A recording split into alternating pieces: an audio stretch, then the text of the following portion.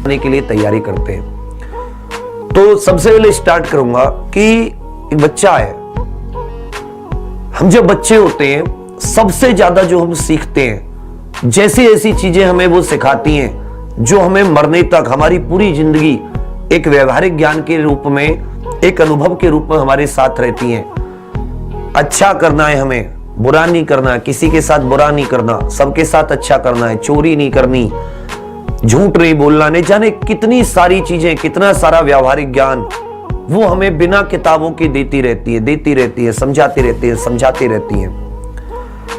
हम बड़े होते रहते हैं। हमारा खाना, हमें भूख कब लगेगी उन्हें पता होता है, कब हमें दोपहर का खाना, सुबह का खाना, शाम का खाना, कब नाश्ता चाहिए। हम सिर्फ ऑर्डर करते हैं, हम सिर्फ बोलते हैं और वो बिना मुस्कुरा के देके हमें चली जाती हैं। हम और बड़े हो जाते हैं, जैसे जैसे हम बड़े होते जाते हैं वैसे वैसे हमारा उन्हें भूलने का क्रम शुरू हो जाता है।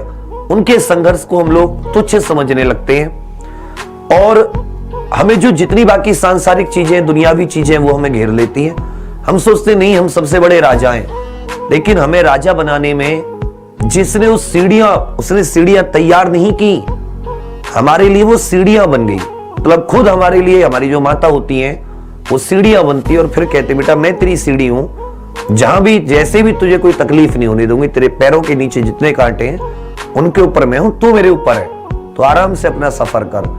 अब आज कोई एक ख्वाहिश करके देखो, कोई एक छोटी सी इच्छा मांग के देखो, उसके पास कुछ नहीं होगा, गहने बेच देंगे अपने, मोहल्ले पड़ोस जहां जिससे उन्हें तुम्हारे लिए कर्ज मांगना होगा, रो के गिड़गिड़ा के बाबूजी बोल के तुम्हारे लिए वो पैसों का इंतजाम करके देंगी।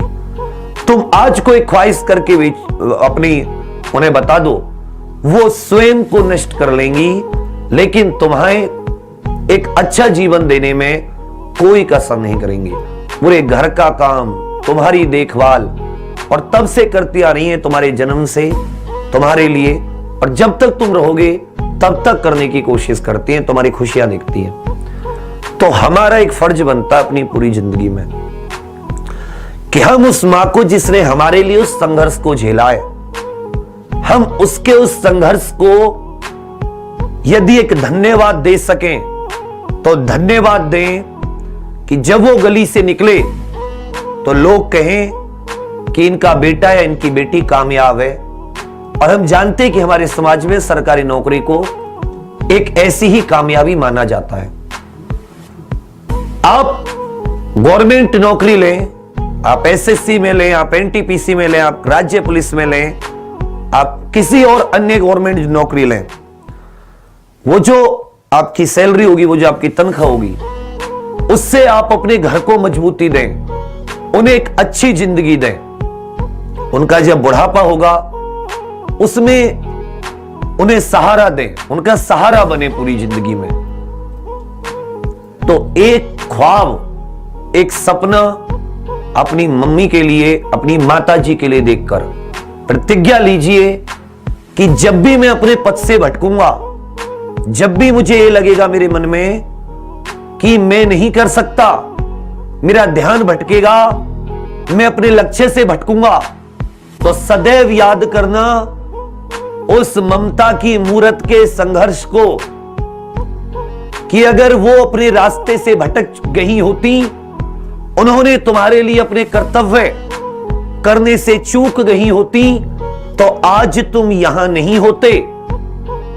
तुम पर बहुत ज्यादा संभावनाएं, बहुत तुम्हारे ऊपर उनकी इच्छाएं टिकी हुई हैं, उनका सपना टिका हुआ है अपनी बेटी के लिए कि मैं तो नहीं पढ़ी पर बेटी मैंने तुम्हें पढ़ाया, तुम अपने पैरों पे खड़े हो जाओ कि जो अगले घर जाओ तो हमेशा सम्मान से तुम वहां पर रहो। बेटे के लिए कि एक अच्छा भविष्य हो, एक अच्छी जिंदगी हो। हमारी तरह खुद उनके पास हमेशा पैसे की किल्लत रही या हमेशा संसाधनों का अभाव रहा, लेकिन तुम्हें कभी भी ये महसूस नहीं करने दिया कि तुम पर अभाव है। यदि तुम्हारे अंदर कुछ कर गुजरने का हौसला था तो तुम्हारे लिए उन्होंने कहीं से भी भीख मांगी, तुम्हारे लिए कितने ही अपने जेवरात जो भी उनके पास था सब कुछ गिरवी रख दिया।